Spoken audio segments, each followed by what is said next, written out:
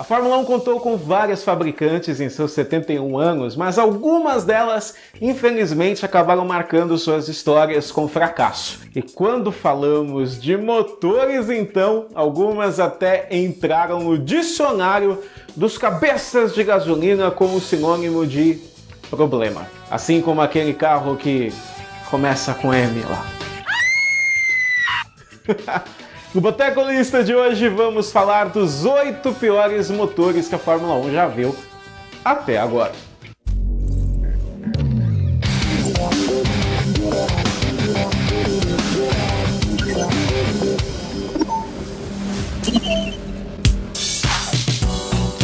Olá, seja muito bem-vindo, esse é o Boteco F1, meu nome é Sérgio Civerli e hoje é dia de falar dos nossos motores. Só passando aqui rapidinho para te convidar a se inscrever no Boteco F1 e também deixar o like. Aqui nós falamos de Fórmula 1 sempre às terças, às quintas e aos domingos às 7 horas da noite, além de termos alguns vídeos que saem, meio de surpresa. Então, se você está inscrito no canal, ative o sininho para não perder nada do nosso conteúdo, tá bom? O BRM P75 tinha 16 cilindros, isso mesmo que você ouviu, numa litragem de 3.0. Ele foi usado entre 1966 e 68, mas nós vamos focar em seu primeiro ano de vida. Apesar de conquistar uma vitória, o triunfo veio mais como um milagre do Jim Clark e sua Lotus no GP dos Estados Unidos de 1966. O motor contava com 2 jogos de 8 cilindros em 180 graus conectados pelo virabrequim, o que causava muita vibração na região, levando a várias falhas. Por causa de sua arquitetura, cada lado do motor precisava ter seu próprio radiador, unidade de medida de combustível, bomba de água e distribuidor. O motor era pesado, 252 kg em sua primeira versão, e tinha muitos problemas com a transmissão. Dos 30 abandonos em 40 corridas, 27 foram causados justamente pela transmissão. O projeto dava potência para o P75, mas a confiabilidade era um terror. Aliás, o legal da lista de hoje é que parece que nós estamos jogando Super Trunfo, você lembra? Que tinha muitos detalhes com cilindradas, potência, lembra? Saudades do Super Trunfo. Será que tem algum Super Trunfo online? Talvez, se tiver, eu vou dar umas jogadas lá na Twitch, hein? Inclusive, se você quiser me seguir na Twitch, eu vou deixar o link aqui na descrição. O 415T da Haas tinha 4 cilindros, turbocharged de 1.5 litros, foram 63 corridas com 3 pódios. Falando assim, nem parece que é tão ruim, né? Mas nós vamos falar de um ano específico aqui. Nos anos 80, a Fórmula 1 viu a onda dos turbos chegando e, como nós já falamos neste vídeo aqui, a introdução da tecnologia foi um desafio para muitas montadoras. Então, o que dizer de um fabricante independente chamado Brian Hart? Note que eu não tenho nada contra profissionais independentes. Eu sou um deles e eu sei na pele a dificuldade que é matar um leão por dia. Mas o que eu quero dizer é que a Hart não tinha o mesmo orçamento, claro, de uma Renault da vida, por exemplo. A Hart já fabricava os motores da Toleman na Fórmula 2 e subiu para a Fórmula 1 ao lado do time. O 415T sofria demais com o turbo lag. A temporada de 1981 foi catastrófica. Das 15 corridas, apenas 1/10 de Brian Hamilton no GP da Itália. Isso mesmo, foi a única corrida na qual um dos carros conseguiu terminar. Em 1987, a Alfa Romeo tentou voltar para a Fórmula 1 como uma fornecedora de motores. Eles fecharam um contrato com a Ligier. O motor fabricado pela montadora italiana tinha 4 cilindros, era turbocharged de 1.5 litros e foi considerado tão ruim que o piloto René Arnoux deu declarações na mídia dizendo que o motor não prestava, para usar boas palavras aqui. A Alfa então decidiu quebrar o contrato e a Ligier teve que correr para comprar motores da BMW e rebatizá-los de Megatron. Motor Transformer, hein?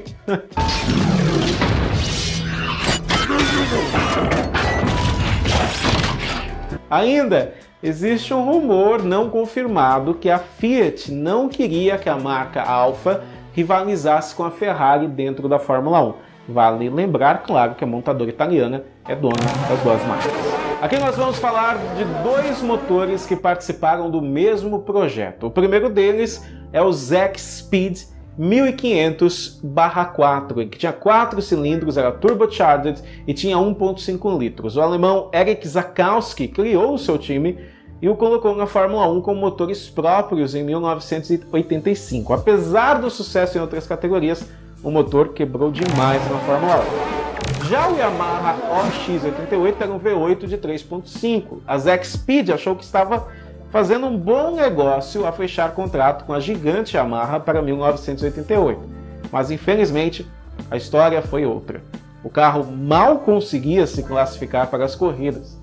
Das 16 provas da temporada, apenas conseguiu participar de 2 corridas com um carro apenas, o de Bernd Schneider.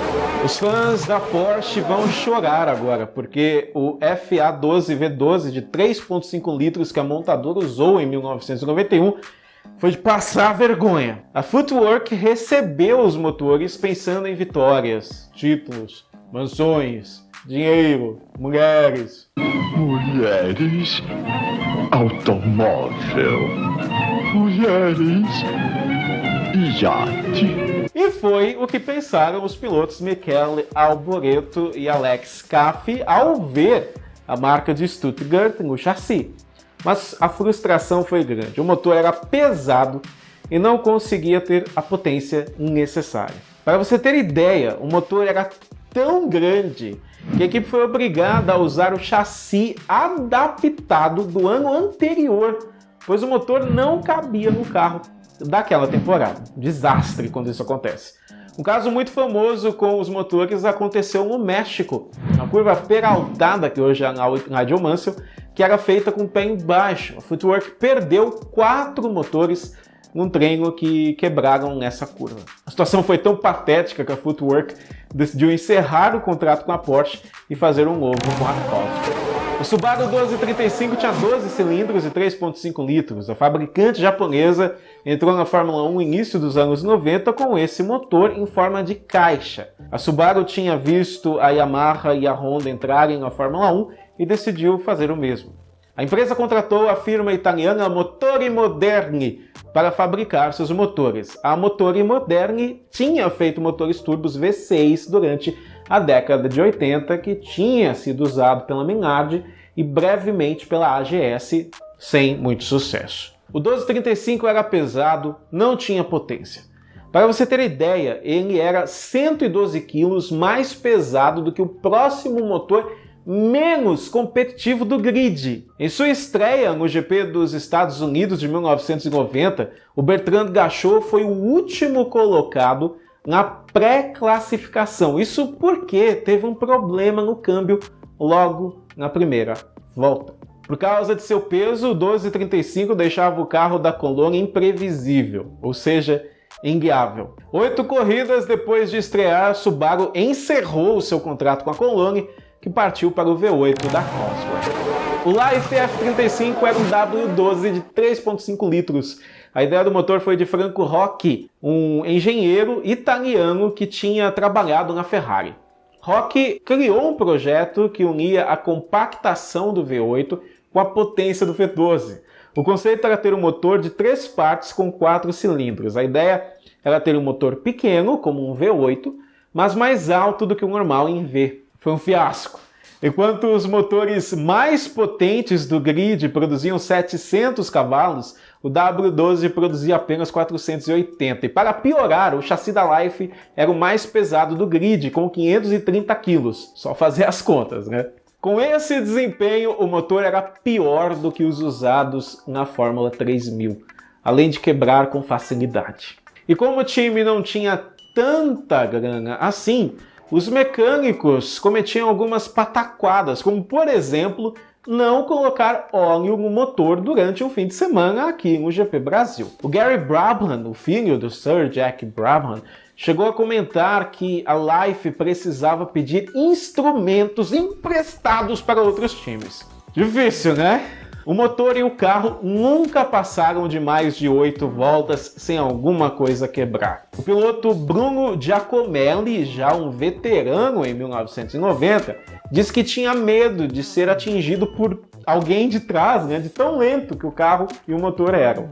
Para você ter ideia, na pré-classificação do GP de San Marino, o Giacomelli ficou 6 minutos atrás do penúltimo colocado. Das 16 corridas de 1990, o time não se classificou para nenhuma delas e abandonou a temporada com 2 provas ainda restantes no calendário. Pense. E aí, amigo cabeça de gasolina, curtiu o vídeo de hoje? Espero que sim. Então, se você gostou, deixa o seu like, se inscreva no canal e se você quiser ajudar o Boteco F1 a continuar com seu trabalho independente de cobertura da Fórmula 1, você pode se tornar um membro ou um apoiador. Além de nos ajudar, né, a não depender tanto assim do Google, você também tem recompensas como grupo no WhatsApp, podcast exclusivo, live exclusiva, você participa do videocast e ainda tem sorteio de camisetas da TSO Store. Os links estão aqui na descrição. Como sempre, muito obrigado pela sua audiência e pela sua paciência e até um próximo vídeo. Continue se cuidando, tá bom? Até mais!